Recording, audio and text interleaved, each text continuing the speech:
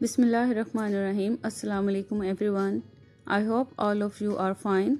So it's time to study now, and this is going to be your maths lesson. Our topic of today is what comes after the number. Do you have any idea what are the after numbers? After number is a number that comes next to the given number. Okay, now let's start our exercise. Do you know which number is this? 13, What comes after 13? 14, Yes, 14 comes after 13. This is number 25. Now tell me what comes after 25. 26, Right, 26 comes after 25. So this is 29, and what comes after it? 29, 30, Yes, 30 comes after 29.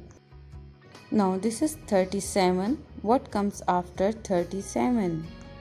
37, 38, Right, 38 is after 37. Now this is 40. What comes after it? 41, Exactly, 41 comes after 40. Now 46. What comes after 46? 47, Yes, after 46 we get the number 47. You already know which number is this? 10. And what comes after it? 11, Very nice. 11 comes after 10. So, this is number 19. What comes after 19?